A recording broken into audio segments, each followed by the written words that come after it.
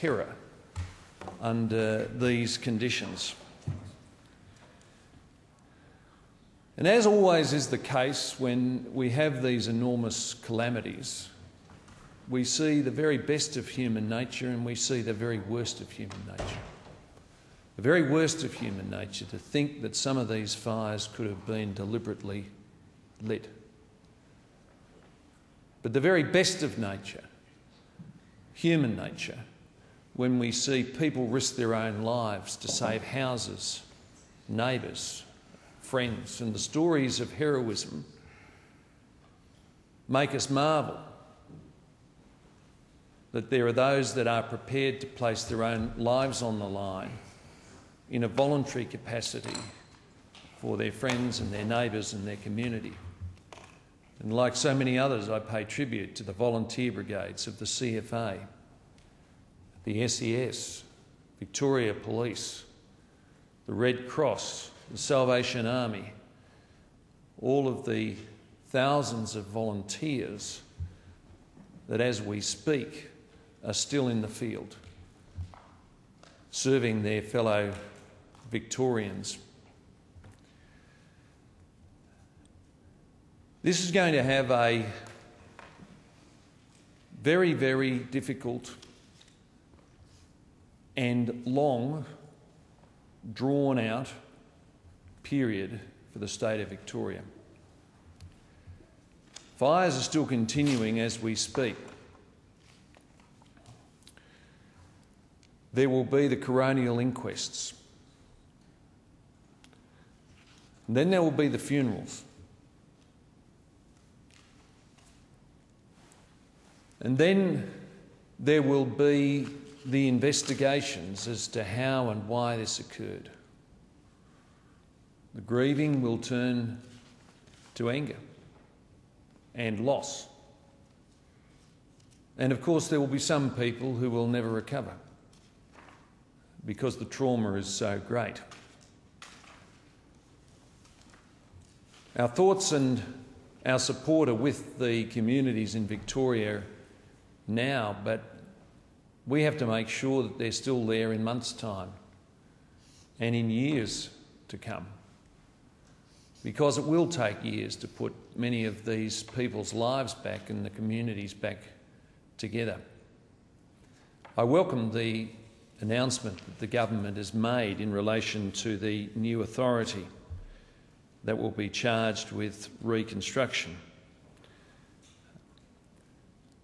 That authority has the great responsibility of putting communities back together. And they will have a lot of support, but it won't be done in weeks and it won't be done in months. I welcome the announcements in relation to the emergency payments, but of course more will be required. The government knows that, and I have no doubt will attend to it and will have the full support of the opposition in relation to it.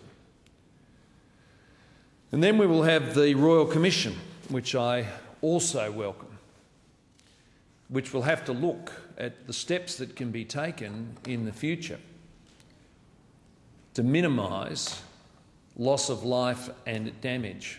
We will never take away fire, nor the risk of fire in a continent like this, but we will have to determine how to minimise the loss and the damage in the future.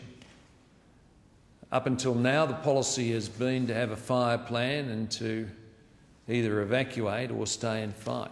What is clear is that there are some fires that are so great, where the intensity is such and the speed is such that to stay and fight is impossible. And how we are to distinguish those fires where there is no hope of staying and fighting from those where it's a reasonable strategy will of course be a matter for the Royal Commission to look at.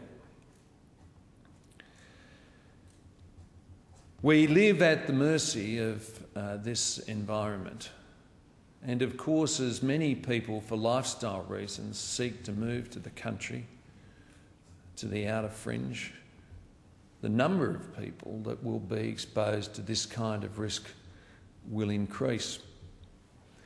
We need to think what we can do to secure the situation for those people, how to minimise those risks, whether it's going to be necessary for houses to have fire bunkers in certain areas so that they themselves can be protected, even if their properties are not. All of that lies in the future. But all Australians will want to say to those fellow Australians who have perished and to their families that the nation turns in grief, it turns in understanding, it turns in support. We want to do everything that we can, individually and corporately, for those that have suffered such a loss, to grieve and then to rebuild, to move on, but to never forget those that have suffered this loss. I want to say on behalf of my constituents and my electorate, who will know many of those who have perished, we will all know many who have perished when the final lists are published, that we stand together to face this terrible ferocity of nature. We stand united, we stand bewildered and bruised, but we will rise again. We owe it especially to those who have lost their lives and to their families.